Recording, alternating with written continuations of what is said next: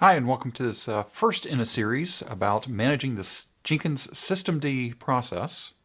Is that the right name? Later, I'll ask Mark. Mark, is that the right name?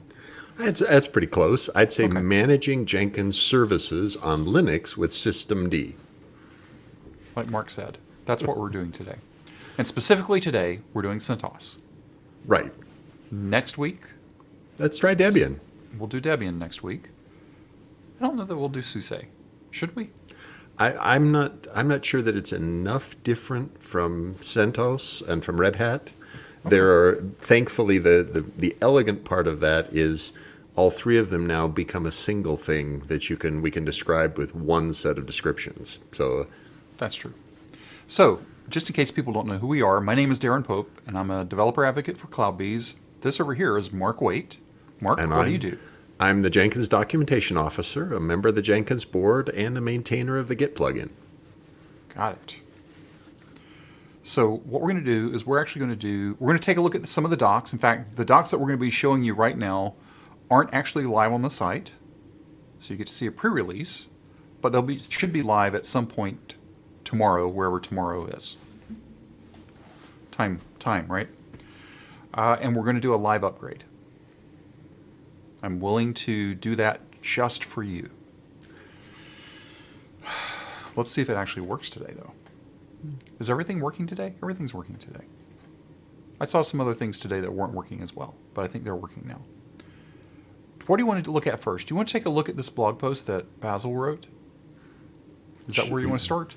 Sure, or I'm cool. Yeah, that's probably a good place Let's to do start, that. just to Just give to us an understand. overview. Yeah. Particularly because Basil talks about some things in history that I think it's fun and interesting to realize, oh, there's some history here that can be helpful in understanding how we got here. Okay. So let me go ahead and get the screen shared here. Oops, did it not go? Wait, gotta get in the right place. That's not it. Add to stream. There we go. Okay. So here is the post that will soon, 24, 48 hours, Mark, correct me if I'm wrong, No, that's right. 24 should- hours or less. should be live on the Jenkins blog within that time frame, talking through why moving from system, is it V or 5? 5. So Thank you. the letter is V, but it's always been pronounced as 5, as in the Roman numeral 5. Got it. Why we're moving from, forget the system 5, why we're moving from init to systemd. Right. Right. Let's just make it simpler. That way I don't get confused again. So since Dirt, since Hudson, if you will, it's been initd because systemd didn't exist. Right? These are the same kinds of arguments that we can have. Well, why didn't you do systemd from the beginning? Because it didn't exist. Correct. And that's part of the charm here is that System 5 init was designed in an era where starting a system was a rare thing and you didn't have to worry about doing things in parallel. There were relatively few processes.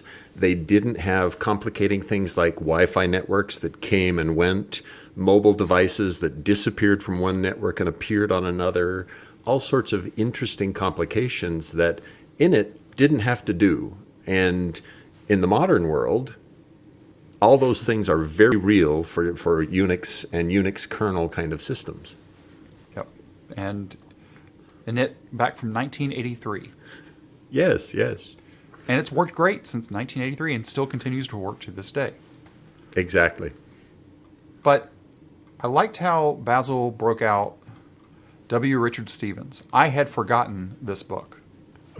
I still have this book on my shelf. I need to go dig it out. If you've never read Unix network programming, it's one of those long weekend books. Let's just put it that way.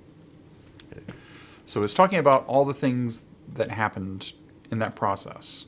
But now that we have systemd available to us versus initd, there's a lot more things that we can do. Right. And the story of what you can do with systemd is a really positive story. It gives us a lot simpler way of managing the service. Instead of us doing a bunch of native code operations inside the Jenkins Java code, we can rely on the operating system to do those. And we can trust that they know how to do those things very, very well. So we don't have to keep doing a bunch of operating system level things that really didn't belong in Jenkins long term. Somebody else should manage the fact that we become a daemon, that we become a process that is detached from its standard in, standard out, standard error, yada, yada. Right. Now, the one thing that we need to call out here is this only affected Debian. And I'm going to go different. I'm going to say this just a hair differently. Okay. Debian, Fedora, and SUSE. Okay. Because it's not Red Hat. I'm sorry. Well, it is, but it's not. Just give me a minute. Okay, continue. I will be interested to hear this description. That's good. Well, no, that is the description. I'm just saying, just show me a little grace, right? Because it's for Fedora, and everything's built on top of Fedora. So again, I'm not getting bent out of shape, but I think technically it should be Fedora. Moving on, it only applies to those 3 package type installations. So if you're already running a container image, let's call it Docker image, whatever you want to call it, or if you're installing into Kubernetes, again, at the core of that, again, is still that container image. It doesn't matter. This does not come into play at all there. If you're running from a Helm chart, this doesn't matter. If you're running from the Windows MSI installer, this doesn't matter. If you're running Jenkins.war directly, this doesn't matter. Right? This is only for those 3 installers: the Deb, the Red Hat RPM, and the SUSE RPM. Yeah. Now, I will say, if you are running the WAR file on a Linux distribution and you are just running it in a home-rolled fashion, and you haven't been around since 1983, when initd started up, you might want to consider moving to the package installation. Even if you don't move to actually maintain it long-term, I would still recommend downloading the package, the RPM, the Deb, whatever, extract it, and see what all happens in the pre and post inits, or how should I say, pre and post installs of the package. Because that might give you some clues of how to better run your installation. Yeah, and I agree. If to choose on a Linux system to run Jenkins.war without running a package installer, you're losing some technical skills that other people have put into what does it take to run this thing well in that environment. Let me give you one more other piece of advice. If you had initially installed Jenkins using a package manager, and from that point forward you've just been replacing the WAR file, does happen. Don't do that. Yeah, stop and especially doing at this that. point. Yeah, don't do that anymore. Just standardize. There's a reason why a package manager exists. Just use the package manager. Okay. Right. So by default, in the before times, before 2.3.3.2.1, or whatever the weekly was where it happened, which was documented here as well, 3.35. We had an etc default Jenkins, an etc sysconfig Jenkins, and also an etc sysconfig Jenkins for OpenSUSE. So these 3 files. This is where all of the configurations would happen. Should happen. Let's put it that way. That's where they should happen.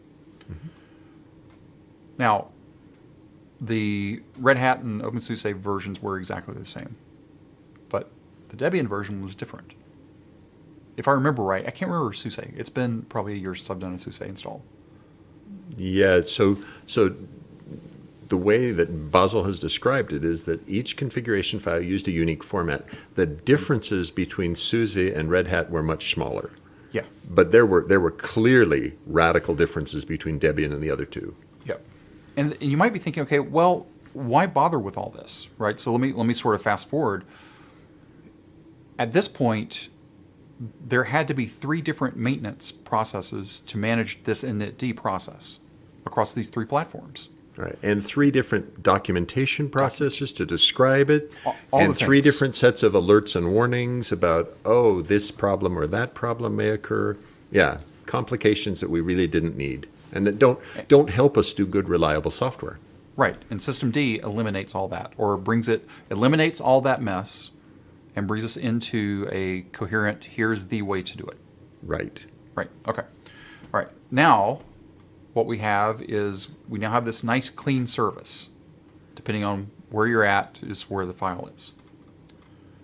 And we'll go through all this as we do the upgrade. So the migration, which is actually pretty cool, and we'll see it hopefully work, fingers crossed, is we just do a yum upgrade. Correct. And the migration occurs. So in my case, which we'll look at in a few moments, I have made modifications to my sysconfig. And I'm hoping, because what's going to happen is it's going to be replaced and built upon an override conf file, which is how you correctly override the files. So you would not modify the file, what we're just looking at here. In this case, well, I'm highlighting OpenSUSE, it doesn't matter. Don't make modifications directly to that file, but you have an override conf file that then systemd knows how to handle. That's where changes go. And when the migration occurs, that file is created, and if everything works correctly, anything that was in your sysconfig file ends up in that override conf file. It has worked in the past. We'll see if it still works today or not. The other big thing that I bashed my head against the wall for a little while on is logging changes. So if you're used to using or tailing var log Jenkins log, or you have redirected that output, or not necessarily redirected, but rehomed, I'll call it that way. Instead of using var log, you were putting it into some local place. It's not there anymore. Now, it would be interesting because I haven't overridden the log file on mine. But now you use journalctl, or journalctl, or journalcontrol. Today we're going to be saying journalctl. That's a little different. Actually, let me rephrase that. That's a lot different. It is significantly different, but it also brings with it the benefits of systemd log management, which means I can now vacuum logs, and the vacuuming process will actually clean up Jenkins logs. I can set maximum log sizes, and that will just happen for me without me having to worry about how do I truncate a Jenkins log. So this has unified logging again, instead of teaching people how to use other logging facilities. Now, I will say, since we are on CloudBees TV right now, if you're running CloudBees CI, these changes that have occurred in Jenkins do not apply to CloudBees CI. CloudBees CI has been using systemd for quite a while now, 12, 14 months, maybe a little bit longer, for CloudBees CI for traditional platforms. So anything that we're going over specifically here only applies to Jenkins, not to CloudBees CI. Just fair warning. So anyway, that's the post. Again, we'll be live in 24 to 48 hours. Let's take a look at these docs here real quick.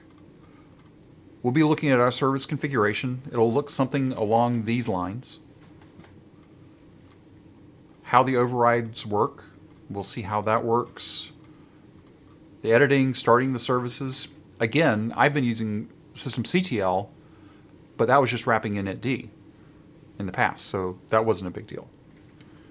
So, but now all that goes away once this upgrade occurs. And then we'll talk about reading the service logs and then pruning. You just brought up vacuuming. You didn't know you were going to get a class on what's Marie Kondo's? We're going to feel very happy when we lose the log size today. Right. I haven't watched that yet. I probably shouldn't. I probably should, but I probably won't. Okay, so let's just get into what I have here to start with. I have a Jenkins LTS controller 3.19.3. Just nice basic install. Haven't done anything to it. Just a clean install. I'm running, not that this really matters, but I am running Java 11. At this point, you could run Java 8. That's going to be a different conversation for a different day about going from 8 to 11. Much like we had the conversation about moving from 7 to 8 a few years ago. Yeah, I don't remember that. It's been so long I don't even remember it anymore. It's been a while. So this is the base controller that I have. Now, no agents installed, or excuse me, connected. None of that matters for this use case. So I'm here on my controller. And I've got to pull up some notes here because I have practiced this, but we are doing it live. So I got to remember where I'm going next. Okay, next up, what I'm going to do is I'm going to take a look at my existing sysconfig file. Now, this is one of the things with the previous installation is you didn't have this concept of overriding. So you made the change in that file that was installed. Up to the most recent release, there were 4 files in the RPM. There was etc sysconfig Jenkins, etc initd Jenkins, etc logrotate d Jenkins, and then the war file was in userlib somepath. And those were the 4 files, and then there were post and pre and post install scripts. Here, what I've done is I've added in a plugin root to my Jenkins args, and I have tweaked out my Jenkins Java options to include just a handful of extra -d parameters. The headless true, always there. So I just have appended a few more on. These are the only changes that I've made. So I didn't make changes to my default ports or anything else, just those 2 lines. Any questions so far? Well, Anything you want me to beat up? I think it's already a good point to see that now to you as a reader of that Jenkins configuration file at etc defaults, you're not seeing which things you changed and which you did not. You see Correct. everything. Correct. And that there are times that's a positive and times that's not as much a positive. So Right. be mindful that's going to be a difference here. Right. And then let's also just take a quick look at how the service is currently running. Right. And this will change as well. Good pointer. Yep. So right now, what's actually being loaded is etc rcd initd Jenkins. So when this was installed, it did a check config.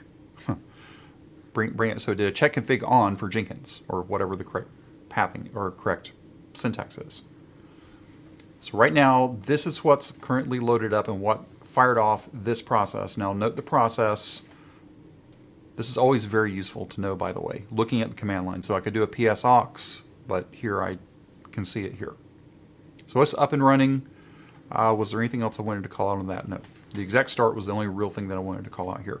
Also notice, which I showed loaded instead, but process is really what I wanted to show. So, all done. So let's go ahead and stop this. And I am in as root. That's why I'm not running sudo at this point. And then let's go ahead and run the status one more time. You can still see that this is the loaded. Same thing, I didn't expect that to change. Exec start, exec stop, right? All the processes, whatever. This is just what I'm looking at right now. Now what I want to do is I want to go ahead and do a yum upgrade for Jenkins. And it's going to ask me, do I want to do this? So I'm going from 319.3 to 332.1. Sort of what you would expect. Nothing real exciting. Let's see how fast this is today. And that upgrade process is the same upgrade process you'd use to upgrade your Linux kernel. It's the same upgrade process you'd use to upgrade for a security fix, for whatever. It's that elegant thing that you're using one single upgrade process for all of the services on your system. It's like if all your apps on a Mac are all through the Mac App Store, when you have to rebuild a machine, you log in, all the apps are reinstalled for you. Yeah. That's the service level that you want. Yep. So this is almost done. Then I want to call out one thing that we'll see here of what happens. Because what you're going to see is fairly normal for an upgrade like this, especially on a Fedora-based system. So warning, this file was created as RPM new because the installation process saw there were changes already on there and it didn't want to overwrite them. When you join us for Debian next week, you'll see this is handled a little bit differently. Let's take a look at this diff real quick, because I do have that ready to go. What you can see here, here's where the diff starts. You can see that here's my diff, so that's the original one that's still in sysconfig, as compared to what the new one, the RPM new one, is. And same thing with args. So you can see everything's exactly the same. That's great, except for my changes, which is still okay. Right. So what this is doing is RPM just told you, or Yum just told you, there were changes that the package manager would have brought in, but it detected that you'd made changes and would not trample on your changes. Correct. So you would have to consult this and decide, do I take the new ones or keep the old ones? But guess what? None of this matters Right. because we've now moved to systemd, and neither of these files would ever be used. What? Yes, remember, when we did the upgrade, there was a migration step that happened during the upgrade that created that override conf file that we talked about earlier. Let's check this out first. Let's go back and do our status one more time. Notice nothing has changed. We're still loading up initd. So one thing after you do your upgrade, and we've changed out under the hood how systemd was configured, we need to do a daemon reload. And look at the red text at the bottom there. It alerts you to that. That's very elegant. I had missed that on previous. Good. So it's telling us we need to do a daemon reload. Yep. If I was to, in fact, let's just try it, just for grins. If I do a systemctl start Jenkins, watch what happens. So it warned you even there, hey, I'm starting something that is not using the latest configuration on disk. Correct. Now, what's interesting is it actually tried to start it. Right. It's trying Or to run.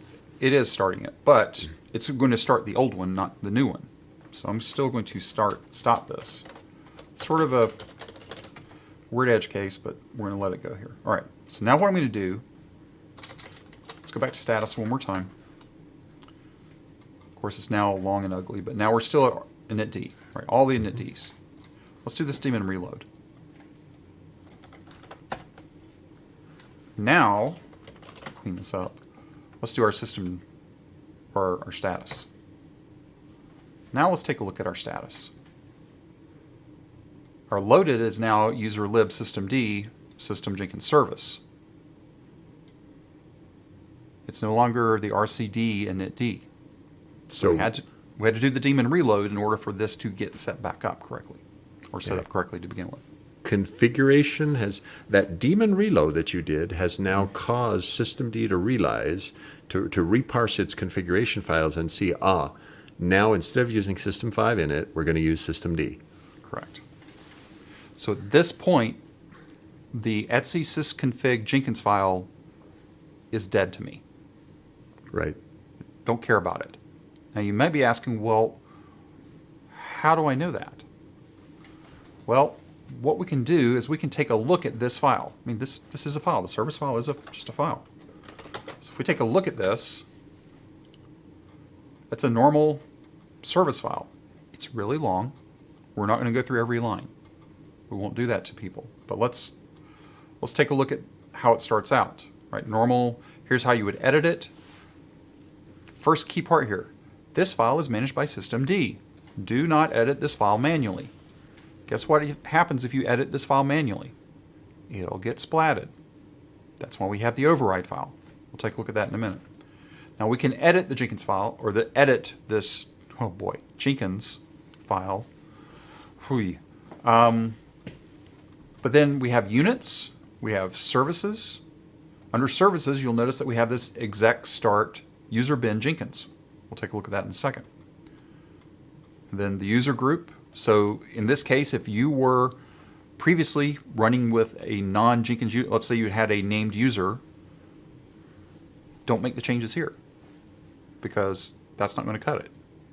Those will get overwritten. Working directory. Again, whatever values are here, you would put over into the override file. In fact, let's go ahead, before we do that, let's take a quick look at our cat user bin Jenkins. Did I do the wrong file? No, I thought that was it. User bin Jenkins. There must be multiples in there, which A's. That's fine. Oh dear. Okay, I went too far. So if you have spent any time inside of the initd file, this is going to look reasonably familiar. It is different, but it's reasonably familiar. You can see that you're checking for Java versions, which is in the old initd file. There's these environment variables. Those were in the initd file. Again, all these things are similar but different. Okay, that's the bin file. That's how the process gets started up by systemd. So systemd starts up. It says, oh, what's my exec? Oh, use this file. This file is going to be pulling in the information that we need. And just for grins, we catted out that file, right? We did this, which is bad. We shouldn't be interacting with systemd files directly. Everything should be going through systemctl.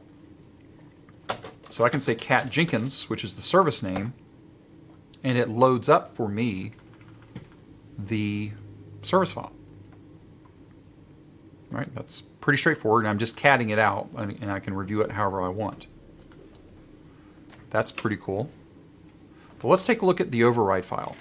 And I've got that over on another note here. Working from multiple screens. Okay, here we go. So here's my override. In fact, let me... there we go. Now you'll note I have a service block.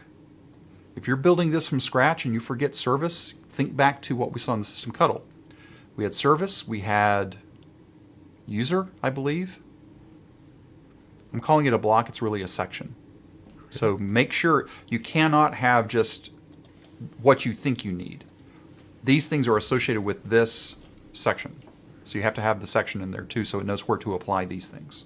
Yeah, and that there are other sections that allow you to do cute things like change the name of the service from Jenkins to something else, or change its description. So other parts of that file actually can be helpful to help you tune your environment. Now, while that's setting there, hopefully it won't scroll off the screen too much, I want to call out one more thing. Java ops equals Jenkins ops equals. Notice what it used to be. It used to be Jenkins Java options and Jenkins args. This is now changed too. So it was smart enough to know that, okay, I need to take whatever's in Jenkins args and dump it into Jenkins ops.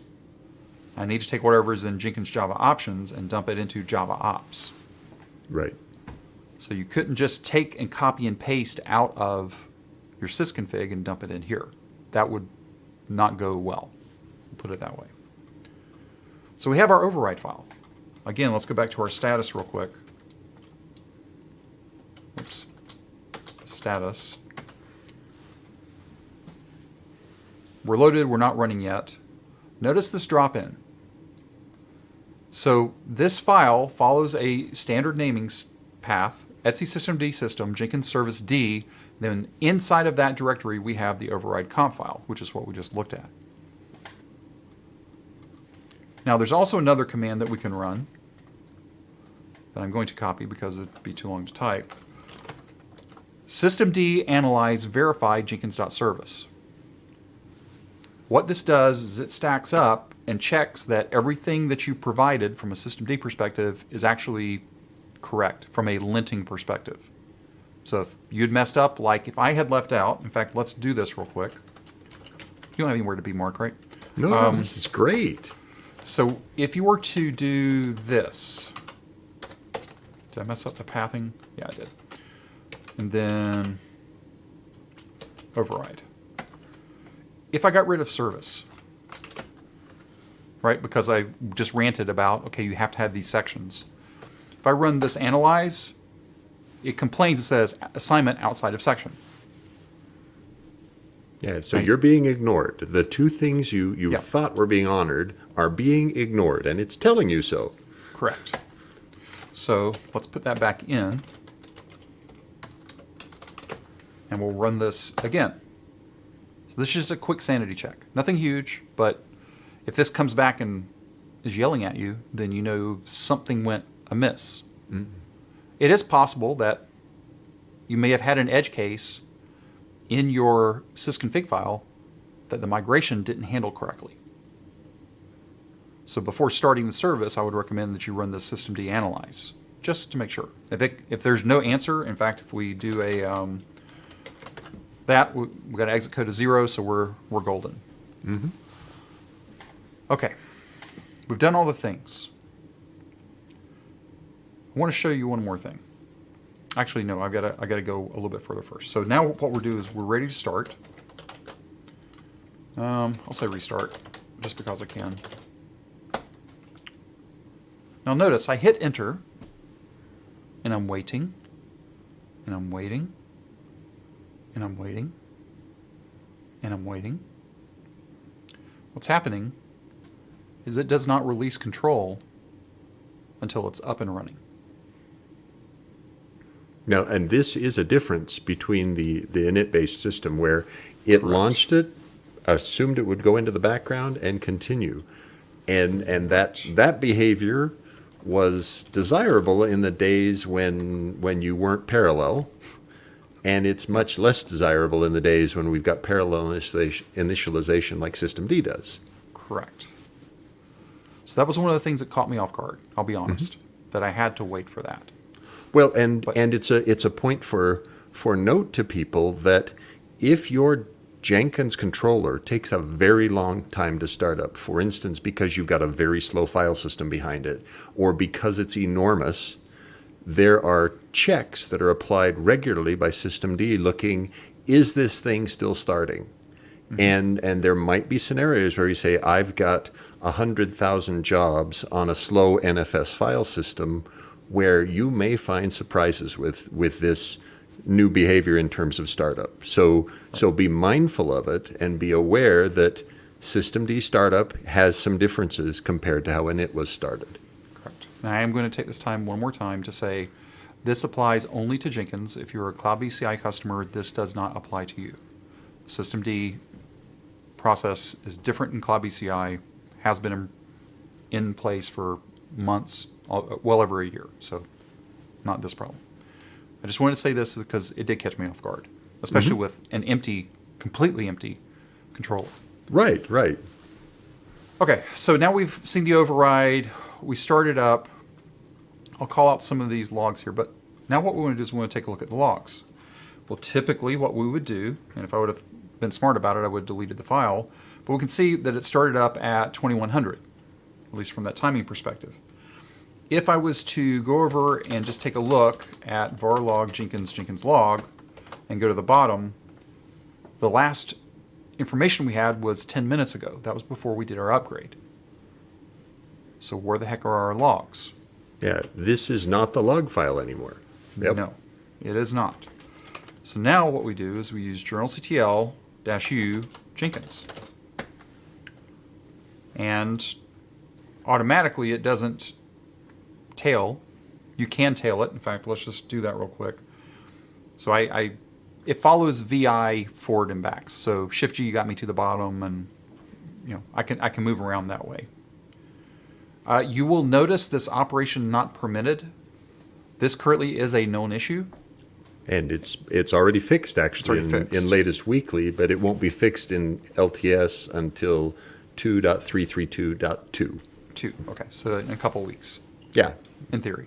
Or in not just in theory, the change has been merged. The change is done. I'm just saying in 2 weeks is the in theory, not the change. Because everything should go according to schedule, should be there on whatever the date was, but just in case. That's all I'm saying. So this is the log. Now, I did a Q to get out of that. I could add a -F that gives you sort of tail information. So if I wanted to, let's click back over here just to prove that it's really up. I'll log in here. Whoops. I know how to type. I really do. Come on. Those initial loads. Okay, so you can see down here in the bottom right-hand corner, I've got 3.3.2.1. And nothing has really happened over here. Let's create a job real quick just because I can. We'll say that and that. Some people type QWERTY, I don't. There we go. We'll just run this real quick. Build now. Oh, interesting.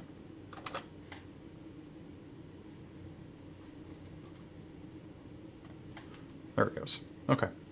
Anyway, there's the job run. So this is the one I'm using, right? No changes there. But we're not looking in a quote-unquote physical file anymore. That could change some people's processes. Some people may have been scraping the log file. Right. That's a good point to be noted, that if your current process is reading that log file as a physical file on the disk, systemd isn't putting it at that same location any longer. Correct. One other command, so I'm going to go ahead and, to get out of this, since I'm tailing it, the -F, I need to do a Control-C to get out of it. Let's look at what the process really looks like from a system CTL or system D perspective. Lines 1 through 20, oh dear. Oh my. Wait, I need to know all these things? No, you don't. But you'll notice that there's 145 lines here, all related to System D. There's a lot of interesting information here, though. Timestamps and other things that you may not care about, but from a System D perspective, it matters. Mm-hmm. If in the past you had set up a limits D comp file, however you'd set it up, this is debatable. I don't know. I haven't tested it enough yet. But in theory, if you've been setting up limits, now you set it up in your System D file. Right. Which in our case would be the override file. Mm-hmm. I don't want to go down that rabbit hole today because I still need to do some more research. But this is all the information. Okay. Yeah. Well, let's take just a minute right up at the very top. That type equals notify and restart on failure is one of the hints that Jenkins is no longer doing internal C-level calls to manage the process. When Jenkins now said, when the operator says, I'd like to restart Jenkins, what Jenkins does is it exits and then relies on System D to restart it. So things just got simpler thanks to those first two lines. And there are more things like that System D provides to make life easier and better and more reliable for an administrator. Okay. Cool. So now let's get out of this. Let's say I want to make a change to that override comp file. I could edit the comp file directly, the override comp file. I could. Just like I did before, adding and removing that service block. But System D provides us a way to do that directly. I can just say system control edit Jenkins. I'm saying it so many different ways. The CTL, control, cuddle, all the same thing. Okay. So now it's dropped us in to an editor. What I found on CentOS is VI was the default editor. On Debian, the default editor, my fingers didn't know how to use it, was Nano.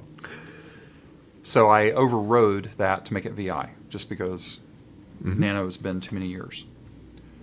So what I want to do is I want to go in and I want to add in an item to my Java ops. And go to the end here. Too many. There we go. So this always pre-touch is one of the values that is recommended in a CloudBees Preparing Jenkins for Support knowledge base article. And I think I don't have these notes here yet, do I? No, I don't have that one. I'll make sure the links for everything that we're doing, actually the published links, will be down in the description probably tomorrow, because I'll wait until the other ones are published. But there is a knowledge base article. Let me just look it up. Prepare Jenkins for Support. And in this article, too far. There's a section about setting up, in my case, I'm on JDK 11. Here are the recommended garbage collection settings, which is, I would want to do real garbage collection on a real system. Since this is a throwaway, I'm not going to do everything, but I want to at least add one of these in. So this is where this came from. So I've added in this new setting here. So I'll save it. Now, here's where it gets interesting and a little confusing. So if I say systemctl cat Jenkins, if I go to the bottom, you'll see that the override conf is appended onto the bottom of the cat. So it's smushing it all together. So I can see as a whole, by catting the service in question, how the values are going to be used. Okay? Nothing real surprising. One more thing that's strange. If I check out status again, you're also going to see here that nothing has changed. Why is that? Anyone? Yeah, Anyone? because we didn't do the restart. Correct. Now it did apply the changes, but it hasn't applied them to the current process because it hasn't restarted the process.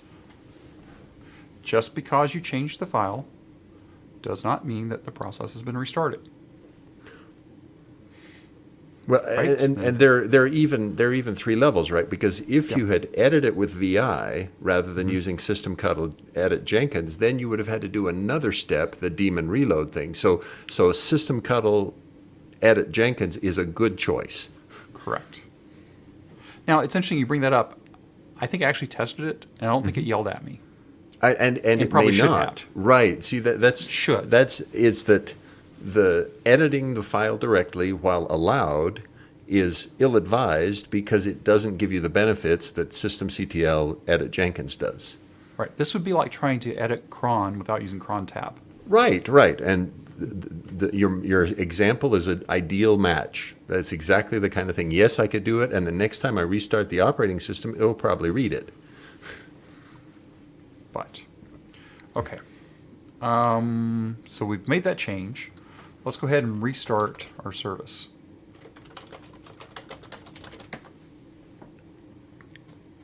And again, don't freak out. It reacts differently. Just, it takes a little bit of time. And now, while this restart is happening, what Jenkins internally is actually doing is periodically at various phases of the restart, it's sending additional notifications to systemd telling it, yes, we're still starting. Yes, we're still starting. Yep. So that it's been extended, Jenkins has been extended to notify at multiple phases in its startup. Yep. And now if we see the startup, now we can see that that extra parameter I added in is now in process, if you will, because we have a new PID from before. And that's it. It actually worked. We're running on systemd. My upgrade was obviously not painful because I had minimal changes, minimum overrides. Mm-hmm. There is a known issue, I don't know if it's been fixed yet or not, about preferences of HTTP ports. Fixed in recent weekly and will be fixed in .2. Can you sort of recap that one a little bit? Sure. So what happened was a user found that the HTTP port configuration was being honored from one setting when they were expecting it to be overwritten with another setting. And what Basil did is he adapted it to match what the user expected, that, hey, if you specified it in 2 different places, the one you expected to be the override is the one that would actually be there. Okay. Which is what it should be, probably?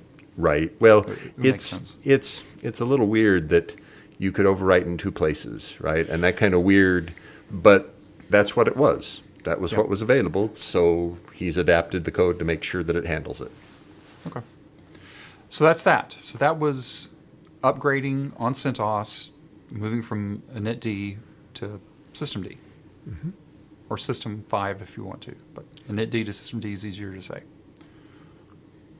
So we're going to do this again next week, but this time we'll be using Debian, which was not, I will say, as pleasant of an experience. See, and I love my Debian operating system, so I found it just fine. But we will have the same kind of fun next week. Absolutely, It was fine.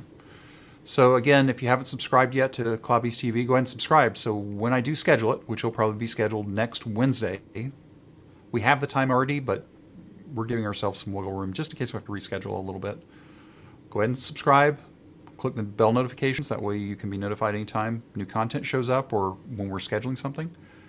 And we'll be back again next week, Thursday the Mark, can you do date math? I can't do date math anymore. 7 days from now, so 31st? 31st, yeah. March 31st at 4:30 Eastern, 2:30 Mountain.